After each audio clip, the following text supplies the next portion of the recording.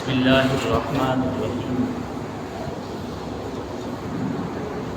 الحمد للہ وحدہ والصلاة والسلام علی من لا نبی بعدہ اما بعد اعوذ باللہ من الشیطان الرجیم بسم اللہ الرحمن الرحیم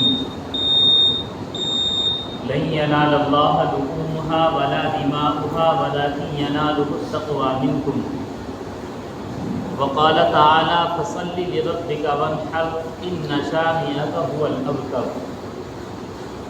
وعن ام سلمة رضی اللہ عنہا قالت قال النبی صلی اللہ علیہ وسلم اذا دخل العشر من اراد ان یضحی فلا یمس من شعره ولا بشره شیئا او کما قال علیہ الصلاۃ والسلام۔ اللہ تبارک و تعالیٰ کا احسان اور کرم ہے کہ اللہ تعالیٰ نے ہمیں ایمان کی دولت عطا فرمائی۔ ایمان کے بعد انسان کے ذمے بہت ساری چیزیں عائد ہوتی ہیں، جن میں پہلے درجے پر عبادات ہیں۔ کچھ عبادتیں بدنی ہوتی ہیں جن میں صرف بدن استعمال ہوتا ہے، کچھ عبادتیں مالیہ ہوتی ہیں جن میں صرف مال استعمال ہوتا ہے، اور کچھ عبادتیں ایسی ہوتی ہیں جن میں بدن، جسم اور مال دونوں استعمال ہوتے ہیں۔ آج کا جو ہمارا موضوع ہے وہ ایسی عبادت ہے جس میں مال استعمال ہوتا ہے، عبادت مالیہ، اسی کو ہم قربانی کہتے ہیں۔ چونکہ آج ذی قعدہ کی 26 تاریخ ہو چکی، 3-4 دن کے بعد ذی الحجہ کا چاند نظر آ جائے گا، اور ذی الحجہ کا جیسے ہی چاند نظر آئے تو ماہ ذی الحجہ کے جو اپنے فضائل ہیں، راتوں کی عبادت کے، دن میں روزہ رکھنے کے، اور اسی طریقے پر پھر خاص دن جو بقرعید کے، عید الاضحیٰ کے ہوتے ہیں، ان میں کی جانے والی عبادتیں، ان کی فضیلتیں۔ جب اس طرح کوئی عبادت آتی ہے، یہ بات پہلے بھی بتلائی تھی کہ باطل کا ہمیشہ حق کے ساتھ ٹکراؤ رہا ہے۔ باطل نے ہمیشہ کوشش کی کہ کسی طریقے پر حق کو دبایا جائے، لیکن اللہ تعالیٰ نے فرما دیا جاء الحق وزهق الباطل ان الباطل کان زہوقا، کہ باطل تو فسپا ہونے کے لیے ہی آتا ہے۔ باطل کی کوششیں رہتی ہے کہ کسی طریقے پر عبادتوں سے اہل ایمان کو روکا جائے۔ جب وہ عبادتوں سے نہیں روک پاتا تو ان میں عجیب طرح کے شوشے چھوڑتا ہے، عجیب طرح کے سوالات اور خیالات انسانوں کے بناتا ہے، تاکہ کسی بھی طریقے پر یہ اپنی عبادت کو صحیح طریقے پر انجام نہ دے سکیں۔ اسی طریقے کا ایک خیال قربانی کے متعلق بنایا جاتا ہے، جس کو انشاءاللہ صحیح طریقے پر تفصیل سے ذکر کیا جائے گا۔ پہلی بات یہ ہے کہ جو شخص صاحب نصاب ہوتا ہے، چونکہ نصاب کا تعلق مال سے ہے، تو اسی صاحب نصاب شخص کے ذمے زکوٰۃ واجب ہوتی ہے، اسی پر قربانی واجب ہوتی ہے۔ مذہب اسلام ہی نہیں بلکہ دنیا کے دیگر مذاہب، ہر مذہب کے اندر قربانی کا تصور رہا ہے۔ کسی بھی مذہب کو اٹھا کر دیکھ لیجئے، حتیٰ کہ یہودیوں کے یہاں بھی قربانی کا ایک تصور ہے، عیسائیوں کے یہاں بھی قربانی کا تصور ہے۔ خود بائبل کے بہت سارے چیپٹر ایسے ہیں جن میں قربانی کا بیان آیا۔ اور اسی طریقے پر اگر آپ کفار مکہ کو دیکھیں، وہ بھی قربانی کیا کرتے تھے، بھلا ہی وہ اللہ کا نام نہ لے کر بتوں کے نام پر قربانی کیا کرتے تھے، لیکن قربانی کا تصور موجود تھا۔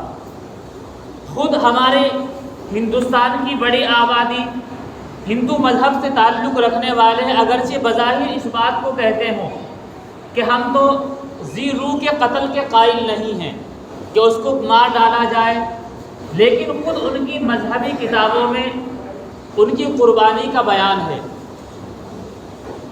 جس کو آپ کہتے ہیں، یہ اپنی زبان میں کہتے ہیں کہ بلی چڑھائی گئی۔ کتنے جانوروں کی بلی کتنے مندروں پر چڑھتی ہے۔ آپ واقف ہیں میڈیا اور سوشل میڈیا میں وہ تصویریں بھی وائرل ہوتی ہیں۔ اگر یہ بلی کے قائل ہیں تو یہ گویا کہ وہ بتوں کو خوش کرنے کے لیے جانوروں کی قربانی دے رہے ہیں، تو گویا کہ قربانی کا تصور ان کے مذہب کے اندر بھی ہے، صرف مذہب اسلامی میں نہیں بلکہ تمام مذاہب کے اندر قربانی کا تصور ملتا ہے۔ اب مذہب اسلام کی قربانی اور ان کی قربانی میں فرق کیا ہے؟ سب سے پہلا فرق یہ ہے، مذہب اسلام کی قربانی نے ان ساری برائیوں کو دور کیا جو دوسرے مذاہب کے اندر ملتی ہیں۔ مثلا سب سے پہلا یہ ہے کہ جو اللہ کی مخلوق ہے، اور قربانی کہتے ہیں جو اللہ کے خالق کے قریب ہونے کا ذریعہ اور سبب ہو، اور خالق ہی کے قریب نہ ہو بلکہ اور معبودوں کے قریب ہوں، تو یہ تو غلط راستہ انسان اختیار کرتا ہے۔ تو سب سے پہلے مذہب اسلام نے قربانی کا تصور دلوایا کہ صرف اور صرف اللہ کی رضا کے لیے قربانی کی جائے، نہ اپنا ذاتی مقصد ہو اور نہ غیر اللہ کو خوش کرنا مقصد ہو، صرف اللہ کی رضا مقصود ہو۔ دوسرا فرق یہ ہے کہ دیگر مذاہب میں جو قربانی پیش کی جاتی ہے اس میں اس قربانی تو اپنی جگہ ہوتی ہے، لیکن جانوروں کو تکلیف زیادہ دی جاتی ہے۔ ہندو مذہب کے اندر بہت ساری تصاویر وائرل ہوتی ہیں، ہم نے دیکھا کہ وہ گردن کو بانس سے دباتے ہیں، اس میں جانور کو تڑپ زیادہ ہوتی ہے، تڑپتا زیادہ ہے۔ کچھ ایسے ہیں کہ کرنٹ کہتے ہیں کہ کرنٹ لگا کر چھوڑ دیا جائے، وہ تڑپے گا نہیں۔ اور عرب کے لوگ کفار مکہ ایسا کیا کرتے تھے کہ تیر مارا کرتے تھے، ظاہر سی بات ہے ان سب شکلوں میں جانوروں کو تڑپایا جاتا تھا۔ مذہب اسلام نے قربانی کا وہ راستہ بتلایا کہ جانور کو تڑپ بظاہر آپ کو محسوس ہوتی ہے کہ تڑپ محسوس ہو رہی ہے، ورنہ جب گردن پر چھری چلتی ہے تو چند لمحات ہوتے ہیں جن میں گردن کی 3 رگیں کٹیں اور سارا خون باہر ہو جائے، اتنی دیر کی تڑپ ہوتی ہے۔ بالمقابل ان کے طریقے کے کہ جانوروں کو ایک لمبے وقت تک تڑپنا پڑتا ہے۔ تو یہ مذہب اسلام کی قربانی پہلی بات جو خالص توحید پر قائم ہے، شرک کا نام و نشان نہیں۔ دوسری چیز یہ ہے کہ مذہب اسلام کی قربانی کہ اس کے اندر جانور کو تڑپایا نہیں جاتا، صرف اور صرف جانور کو ذبح کیا جاتا ہے جو کہ کم وقت میں۔ اور اگر اب بھی یقین نہ ہوتا ہو تو مذہب اسلام کی تعلیمات اٹھائیے، کہا جاتا ہے کہ جانور کو ذبح کرنے سے پہلے چھری اتنی تیز کرو کہ جانور کی گردن پر رکھتے ہی رگیں کٹنی شروع ہو جائیں۔ آپ ایسی ماٹھی چھری استعمال نہ کرو، مکروہ ہے ایسی ماٹھی چھری استعمال کرنا جس سے جانور تڑپتا ہو۔ اس کا مطلب صاحب یہی ہے کہ مذہب اسلام نے جانور کو تڑپانے سے منع کیا۔ آپ نے مسئلہ سنا ہوگا کہ منع کیا گیا ہے کہ چھری کو دوسرے جانور کے سامنے بھی تیز نہ کیا جائے، ایک جانور کو دوسرے جانور کے سامنے ذبح نہ کیا جائے، وہ تڑپتا ہے، اس کے دل میں درد ہوتا ہے۔ ظاہر سی بات ہے یہ مذہب اسلام نے انہیں تڑپانے سے منع کیا ہے، قربانی سے منع نہیں کیا۔ جو لوگ مذہب اسلام کی اس قربانی کا غلط تصور پیش کرتے ہیں ذرا اپنے گریبانوں میں جھانک کر دیکھیں اور مذہب اسلام کی تعلیمات کو اٹھائیں کہ جانور کو تڑپایا نہیں جاتا بلکہ اللہ کے نام پر ذبح کیا جاتا ہے اس طریقے پر جس میں جانور تڑپتا نہیں ہے۔ ہر وہ طریقہ بتلایا جاتا ہے کہ اس طریقے پر جانور کو تڑپ نہیں ہوگی۔ آپ اسے باندھ دو، اگر آپ نے باندھا نہیں، ہلکی سی چھری چلی اور وہ اٹھ کر بھاگ گیا تو جب تک وہ بھاگے گا پورا ذبح نہیں ہوگا، وہ تڑپتا رہے گا۔ اس لیے آپ اس طریقے پر اس کو لٹاؤ تاکہ اسے تڑپ نہ کے درجے میں ہو۔ یہ مذہب اسلام کے اندر قربانی کا تصور ہے۔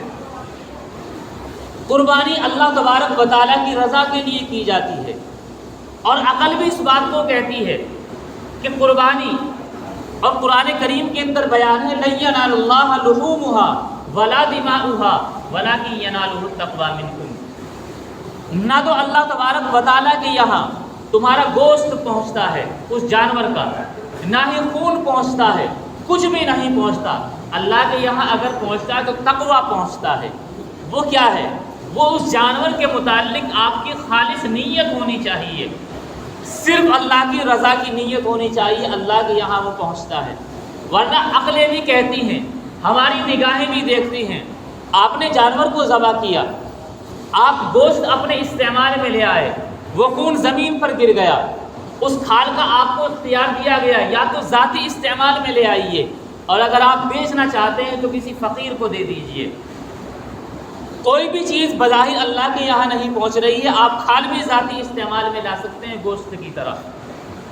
اب پہنچا اللہ کے یہاں کیا؟ اللہ کے یہاں پہنچا وہی جس کو قرآن نے کہا وَلَٰكِن يَنَالُهُ التَّقْوَىٰ مِنْكُمْ، وہ تقویٰ اور وہ خلوص نیت اللہ کے یہاں پہنچتا ہے۔ اور آج کا زمانہ یہ ہے کہ اس خلوص کو بھی ختم کر دیا گیا، اس خلوص کے اندر ریاکاری اتنی شامل کر دی گئی کہ خلوص کا نام و نشان بظاہر باقی نہیں رہتا، تو پھر تو اللہ کے یہاں کچھ بھی نہیں پہنچا، یہ تو صرف ایک رسم رہ گئی۔ اور اگر یقین نہ ہو، اب آئے دن جو دن قریب جو ہوں گے آپ ذرا دیکھنا، مہنگے سے مہنگے لوگ بکرے لاتے ہیں۔ یہ تو شریعت کا بھی حکم ہے کہ آپ فربہ جانور ذبح کیجئے تاکہ وہ جانور پرسرات پر آپ کی سواری کے کام آئے، اور جتنا فربہ جانور ہوگا آپ کو ثواب اتنا ہی زیادہ ہوگا۔ لیکن اس کا مطلب یہ نہیں ہے اگر آپ کوئی بکرا مہنگا خرید کر لائے، جانور مہنگا خرید کر لائے، آپ اس کی تصویریں کھینچیں اور سوشل میڈیا پر وائرل کریں۔ سوشل میڈیا پر وائرل کرنے کا مقصد کیا ہے؟ اس کا مقصد یہ آپ لوگوں کو دکھانا چاہتے ہیں میں اتنا مہنگا بکرا لایا ہوں، پاکستان کے اندر اتنے لاکھ کا ایک بیل بکا ہے، فلاں آدمی نے خریدا ہے، گزشتہ سال بڑی وائرل ہوئی یہ چیز۔ تو اس کا مطلب کیا ہے؟ وہ آدمی اپنا انٹرویو دے رہا ہے۔ تو اگر اللہ کی رضا کے لیے جانور ذبح کیا جا رہا ہے تو کیا ضرورت ہے اس کی تصاویر کو وائرل کرنے کی، اور کیا ضرورت ہے اس کی قیمت لوگوں کے سامنے بیان کرنے کی؟ قرآن نے اسی چیز کو کہا ہے، نہ تو اللہ کے یہاں گوشت پہنچتا ہے نہ خون پہنچتا ہے، اگر پہنچتا ہے تو تقویٰ پہنچتا ہے، آپ کی خلوص نیت پہنچتی ہے، اور اسی خلوص کو آپ ختم کر دیں تو اس کا مطلب اب اللہ کے یہاں کچھ نہیں پہنچا، وہ جو کچھ تھا وہ سب آپ کی دنیا ہی میں ہو کر رہ گیا۔ اس لیے قربانی خلوص کے ساتھ کی جائے، صرف اور صرف خالصتاً اللہ کی رضا مقصود ہو۔ بہرحال قربانی کا مقصد اللہ تبارک و تعالیٰ کی رضا اور اللہ تبارک و تعالیٰ کا قرب حاصل کرنا ہے۔ لیکن جیسے یہ قربانی کا وقت قریب آتا ہے، ہمارے ہی درمیان سے اس طرح کے لیکچرار کھڑے ہوتے ہیں جو لیکچر دیتے ہیں اتنا پیسہ برباد کرنے کی کیا ضرورت ہے، پیسہ خرچ کر کے جانوروں کو تڑپانے کی کیا ضرورت ہے، اگر 10,000 کا بکرا آتا ہے 10,000 کا حصہ ہوتا ہے، آپ 10,000 کسی غریب کو دے دو، یہ پیسہ اکٹھا کر کے آپ ہاسپٹل بنا دو۔ اس طرح کے ذہن ہمارے سامنے لوگ لے کر آتے ہیں۔ اب ہوتا کیا ہے، سیدھی سادھی ذہن کا آدمی کہتا بات تو ٹھیک ہے، بلکہ وہ غیر مسلم لوگ جنہیں قربانی کا معنی نہیں پتہ، مطلب نہیں پتہ، اس کا یہ نہیں پتہ کب سے شروع ہوئی، کس کی سنت ہے، یہ کچھ نہیں پتہ، وہ بھی کہتے ہیں کہ آپ لوگ ایسا کرتے ہیں، ایک گاؤں سے آپ نے کئی لاکھ روپے اکٹھا کر کے قربانی کی، آپ کوئی ہاسپٹل بنا لیتے۔ اگر اللہ نے عقل دی ہو، سمجھ دی ہو، اس بات کو خود بھی سمجھنا چاہیے۔ قربانی کے متعلق اللہ کے نبی صلی اللہ علیہ وسلم نے فرمایا ہوا سنت ابیکم ابراہیم، کہ قربانی صرف جانور ذبح کرنے ہی کا نام نہیں ہے، بلکہ یہ تمہارے ابا حضرت ابراہیم علیہ السلام کی سنت ہے۔ ہم گوشت کھانے کے لیے قربانی نہیں کر رہے ہیں، ہم تو اللہ کے محبوب، اللہ کے دوست خلیل اللہ حضرت ابراہیم اور ذبیح اللہ حضرت اسماعیل علیہ السلام کی ایک سنت پر عمل کرنے جا رہے ہیں، اور ہم تو اللہ کے نبی صلی اللہ علیہ وسلم کی سنت پر عمل کرنے جا رہے ہیں کہ جب سے قربانی کا حکم نازل ہوا اللہ کے نبی صلی اللہ علیہ وسلم نے کبھی قربانی نہیں چھوڑی، اگر آپ سفر میں بھی ہوئے تب بھی آپ نے قربانی کی۔